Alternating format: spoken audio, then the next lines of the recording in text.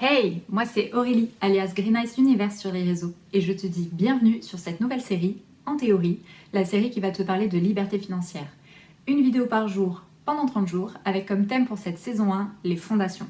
Et aujourd'hui, je vais te parler des croyances limitantes. J'espère que tu es prêt, c'est parti!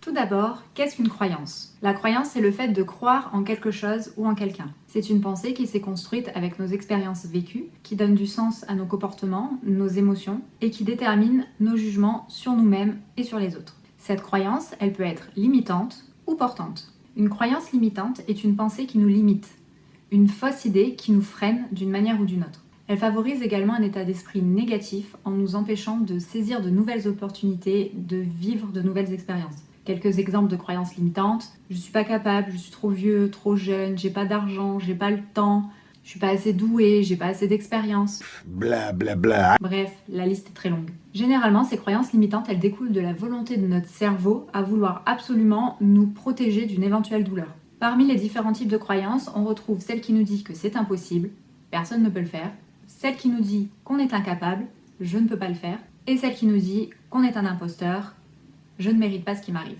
Ne t'inquiète pas, il est possible de transformer tes croyances limitantes en croyances portantes. Yes! Pour cela, dans un premier temps, il va falloir bien sûr les identifier. C'est super facile, il suffit juste d'être attentif. Le premier indice, c'est les généralités. Personne ne le peut, tout le monde le dit. Le deuxième, c'est les barrières infinies. Toujours se trouver une excuse pour ne jamais passer à l'action. Généralement, c'est le oui mais. Oui, mais je suis trop jeune. Oui, mais j'ai pas d'argent. Oui, mais... Oui, j'aimerais bien, mais je ne suis pas si sûr. Enfin, il y a les sensations de déjà-vu. Si par exemple, tu démissionnes régulièrement ou qu'on te licencie régulièrement, peut-être parce que tu penses qu'il n'est pas possible d'être heureux dans un travail salarié. Une fois que tu as identifié tes croyances, tu vas pouvoir t'en débarrasser. Tout d'abord, en les vérifiant. Cherche un contre-exemple. Il est impossible d'acheter un immeuble avec un petit budget. Ok, alors pourquoi lui il l'a fait? Et ensuite, si tu ne trouves pas de contre-exemple, ne te dis pas que c'est impossible, juste que personne n'a encore trouvé le moyen de le faire. Et cette personne, ça sera peut-être toi. Ensuite, tu peux utiliser des affirmations. Transforme tes pensées négatives en pensées positives. Pour ça, tu transformes ton « je ne suis pas capable » en « je vais y arriver, j'ai les compétences pour ».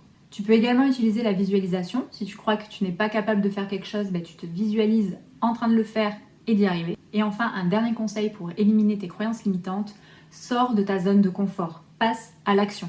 Il faut vraiment que tu te demandes comment faire. Au lieu de te dire j'ai pas assez d'argent pour acheter un immeuble, demande-toi comment tu peux faire pour acheter un immeuble dans ton budget.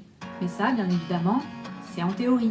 Abonne-toi, ne crois pas que ça ne sert à rien, ça m'aide beaucoup, comme tes likes et tes commentaires. Merci, à bientôt.